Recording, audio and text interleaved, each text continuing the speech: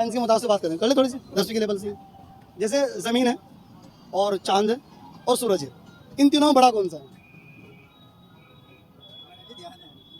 बता दीजिए साइंस के अकॉर्डिंग, जैसे आपने 10वीं कर रखी है, ज़मीन और चांद और सूरज, इन तीनों में बड़ा कौन सा है? इनमें तीनों ही बड़े हैं। नहीं, एक दूसरे से बड़ा होते हैं ना भाई। क्या तो आप मेरे से बड़े हैं या फिर मैं आपसे बड़ा हूँ? अस्सलाम वालेकुम। वालेकुम अस्सलाम। खैरियत? अल्लाह का शुक्र। आपका नाम? मुशर्रफ। मुशर्रफ, माशाल्लाह। अच्छा चाचा जान, हम ना बात करते हैं मुसलमानों से और इस्लाम के मुताबिक। जी जैसे लोग बात करते हैं दुनियावी एतबार से, जैसे न्यूज़ रिपोर्टर बोलते हैं लोग, हाँ तो ऐसे लोग तो बहुत सारे हैं जो दुनिया में बात करते हैं।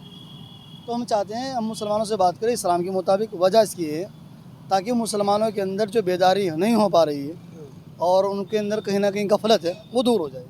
इंशाल्लाह दूर हो जाएगी किसी की। तो कर ले बात। भाई 100 रुपये 120। ले लीजिए, कोई बात नहीं, लीजिए, ले लो। बताइए। 100 रुपये लगेगा, 120 रुपये लगेगा। नहीं, अच्छा नहीं लगा, चलिए खैर आपकी अपनी मर्ज़ी है। जी, तो दरअसल सबसे पहले आप बात करेंगे कलमे के बारे में। कलमा सुना दीजिए। भाई कलमा तो पहला बस नहीं याद है मेरे तो भाई, ला इलाहा इल्लल्लाह मुहम्मद रसूलुल्लाह सल्लल्लाहु अलैहि वसल्लम। हाँ माशाल्लाह, तो यही तो कलमा है। हाँ अच्छा, इसका कलमे का मायना भी जानते हैं? तो कम जितना भी जानते हैं बता दीजिए। इस बारे में ज़्यादा बोल रही है। दरअसल कलमे का मायना है अल्लाह के सिवा कोई माबूद नहीं और मोहम्मद सल्लल्लाहु अलैहि वसल्लम अल्लाह के बंदे और रसूल। और रसूल बेशक अल्लाह। याद रखें इंशाल्लाह बात। तो ये कलमे की इब्तिदा होती है और पैगंबर सल्लल्लाहु अलैहि वसल्लम का फरमान ये है कि जो बंदा इस कलमे पे इस दुनिया से चला गया उसके लिए जन्नत का परवाना होगा। अगर कोई बंदा इस कलमे के साथ रूहगर्दानी कर लेता है और किसी वजह से बंदे का ना ईमान छिन जाता है, फिर उसके लिए बड़े खतरे का बाइस है। याद रखें इंशाल्लाह। याद रखें इंशाल्लाह। अल्लाह आसानी फरमाए और हम सब मुसलमानों को इसकी तैयारी तो फिदा फरमाए। पूछे गिनी भी करेंगे जो कोई बात नहीं ऐसी। क्योंकि बातचीत करने से इंसान के अंदर इल्म के अंदर इजाफा होता है। बहुत सारे लोग जो नहीं जान पाते हैं उनके जहनों के अंदर धीरे धीरे बात बैठ जाती है ना। ऐसे कहते हैं जैसा खाता है अन्न वैसा हो जाता है मन। तो इसलिए बंदा जैसे माहौल के अंदर रहेगा उसके लिए दीन पर चलना ऐसे आसान हो जाएगा। अल्लाह करेगा इतना आसान। तो कुछ पढ़े लिखे भी हैं, ना पढ़ा लिखा कुछ ना पढ़े हैं, ऐसा क्यों? नहीं पढ़े, बस क्या करें। मतलब ऐसी क्या मजबूरी रही? मजबूरी तो बहुत है दुनिया की क्या है, घर की मजबूरी बहुत है जो पढ़े लिखे लिए। कुरान पढ़े हो, हिंदी पढ़े हो, उर्दू, कुछ ना बस कुछ भी ना? थोड़ा बहुत ही पढ़ लूँ मैं, ज़्यादा नहीं। मैं पढ़ा वैसे नहीं। हाँ, तो पढ़ लेना चाहिए हम लोगों को। अच्छा, पढ़ने की चाचा उम्र भी हो जाए, कोई उम्र हो गई? उम्र कोई नहीं तकाज़ा पढ़ने की, पढ़ने चाहे अब पढ़ लो। भाई सरकार ने कोई बैन कर रखा हो किसी बात को, अब इस उम्र के बाद नहीं पढ़ोगे? पढ़ने को तो चाहे पढ़ लो, 10 साल का वो पढ़ लो, बच्चा पढ़ लो, बूढ़ा पढ़ लो, सब पढ़ लो। हाँ सही है। हाँ लेकिन हाँ, तो अच्छा, आपके पास तो माशाल्लाह बहुत बड़ा इदारा है काशिफुल उलूम, जी छोटनपुर में आप मौजूद हैं। तो यहाँ तो माशाल्लाह सारी दुनिया को सैराब कर रहे हैं यहाँ के उलेमा। तो आप ये बात बिल्कुल ना कहो कि हम लोग पढ़ नहीं सकते हैं। अब अगर बंदा तरतीब लगाए अपने पढ़ने की तो इंशाल्लाह आज नहीं तो कल धीरे धीरे बंदा पढ़ना सीख जाएगा। तो ये कोशिश करें इंशाल्लाह। इंशाल्लाह कोशिश है। जी जी जी। अच्छा, कोशिश में क्या होगा कि जो हमारे जो पास में जो मदरसा है इसमें आप आधा घंटा 10 मिनट अपने उलेमा को उस्ताद को दिए तो इंशाल्लाह धीरे धीरे रोज़ बरोज़ इजाफा होगा और बंदा सीख जाएगा। चलो नमाज पढ़ने जाओ, थोड़ी और बैठेंगे। अच्छा, कुछ वक्त तबलीग में लगा है? तबलीग में ना भाई अब तो वहाँ भी ना गए? ना, तो वो भी एक मदरसा है? गए नहीं कभी। वो 3 दिन में लगे हैं? ना भाई। हाँ, ये भी। आप मतलब कहाँ के रहने वाले? मैं तो बिजनौर का रहने वाला, यहाँ रह रहा हूँ। अच्छा, बिजनौर के रहने वाले और रहते हैं यहाँ पर। ये कारोबार है अपना ना? तो कारोबार क्या है भाई, यही है अपना कारोबार भाई। हाँ चलो खैर माशाल्लाह, तुम्हें कोई एतराज़ ही नहीं है। बंदा जहाँ रोज़ी का मसला होता है वहीं जाता है ना, वहाँ किराए पे रहता उसमें कोई बड़ा मसला नहीं है। अच्छा, तो जैसे आप पढ़े लिखे नहीं हैं तो जो हमारे जो नौजवान तबका है या फिर हमारे छोटे बच्चे हैं, आप उन्हें क्या नसीहत करोगे ताकि जैसे हम अनपढ़ रहेंगे वो अनपढ़ ना रहे? नहीं वो तो बच्चे तो पढ़े लिख रहे हैं, कुरान शरीफ भी पढ़े हुए हैं, हिंदी भी पढ़े हुए हैं। हाँ दूसरे बच्चा हमारा वो अंग्रेजी भी पढ़ रहा। और लड़की हमारी पढ़ी कुरान शरीफ भी और भी उर्दू भी पढ़ी हुई, लड़की सब पढ़ी हुई, हम चाहे अनपढ़ हो। क्योंकि जब आपकी उम्र में वो आ जाएगा ना, अगर कोई अनपढ़ रह जाता है और वो आपकी उम्र में आ जाएगा, तो जैसे आज हमें पछतावा होता है, आपको पछतावा हो रहा है, तो उसी वक्त में फिर उनको भी पछतावा होगा। इंशाल्लाह बच्चे मेरे पढ़ेंगे कुरान शरीफ भी सब भी। हाँ, ये बड़ी खुशी की बात है। दूसरा सबसे छोटा लड़का मेरा बड़ा लड़का भी कुरान शरीफ पढ़ा हुआ, दूसरा भी पढ़ा हुआ, तीसरा थोड़ा बहुत ही पढ़ा हुआ, बाकी वो अभी 10वीं का इम्तहान दे रहा और काम भी कर रहा भाई। हाँ माशाल्लाह, ये अच्छी बात है। तो उसका काम करे फर्नीचर का काम पर। फर्नीचर का काम। अच्छा, जैसे चलो बात करते हैं माशाल्लाह इस्लामी के बारे में, थोड़ी सी और गहरी मालूमात कर लेते हैं। कुछ बात करते हैं नबी के बारे में। भाई, पढ़ा लिखा हो या अनपढ़ हो या बहुत बड़ा जानने वाला हो, लेकिन नबी का और रसूल का इल्म और अल्लाह का इल्म सबको होना चाहिए। तो वो तो होना चाहिए भाई, उनकी सुन्नतों पर चलना चाहिए। वो तो नबी हैं, अल्लाह ताला ने भेज रखे हमारे लिए, भेजा उनको, आखिरी ज़माना है। और चूँकि हदीस के अंदर आता है, पैगंबर सल्लल्लाहु अलैहि वसल्लम फरमान ये कि तुम्हारे ऊपर इतना इल्म सीखना फ़र्ज़ है जिससे तुम्हें हराम और हलाल की तहज़ीब पैदा हो जाए। हाँ, ये भी हाँ भाई, ये हराम है, ये हलाल है, किसी का माल नहीं खाना है, किसी का 10 रुपये है वो मार लिया हमने, गलत है।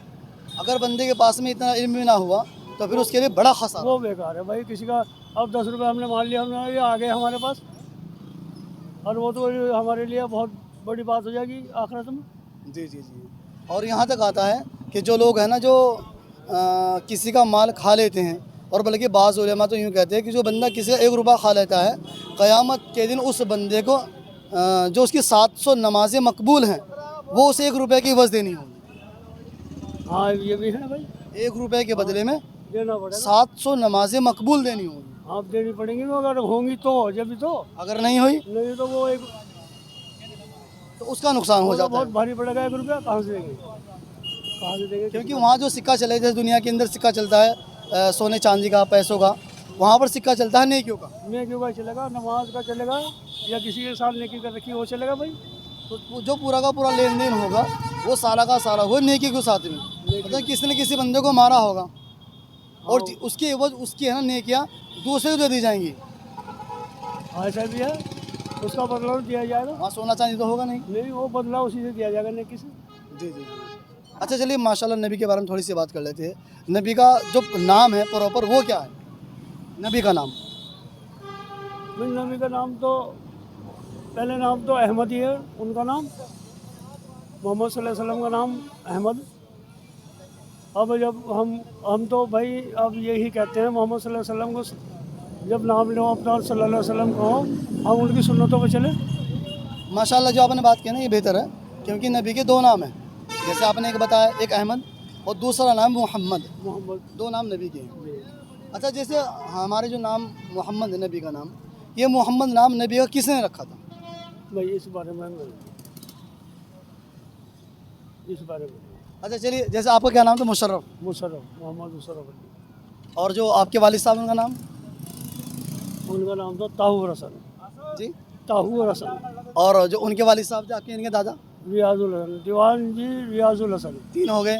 और चौथे नंबर पे और बस, दादा? उनका नहीं है, हमें बताओ, बड़े को पता होगा। यानी कि जो हमारी पीढ़ी ख़त्म हो जाती है वो 3 नंबर पर ख़त्म हो जाती है।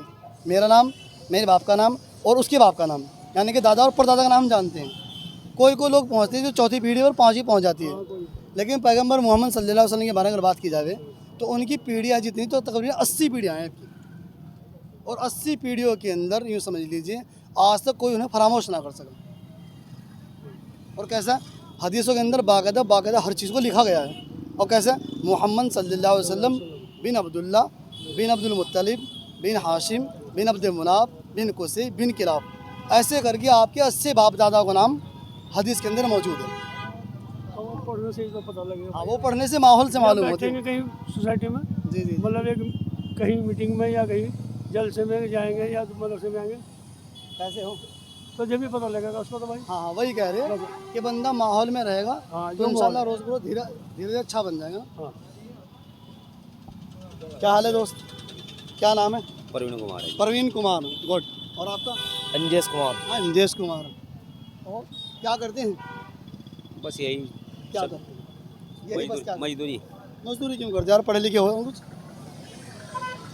और फिलहाल तो मजदूरी कर रहे हैं और क्या। पढ़े लिखे हैं कुछ? हाँ पढ़े लिखे क्या हैं, लिखे तुम? 10वीं कर रखी ज़्यादा। यार अच्छा तो हाई क्लास पढ़ रखी है, अच्छा पढ़ रखा है, फिर आप मजदूरी क्यों कर रहे हो? क्या करें, मजदूरी मतलब इसके अलावा तो बहुत सारी वैकेंसी निकलती हैं, आप उन्हीं को नहीं सपोर्ट कर रहे हैं?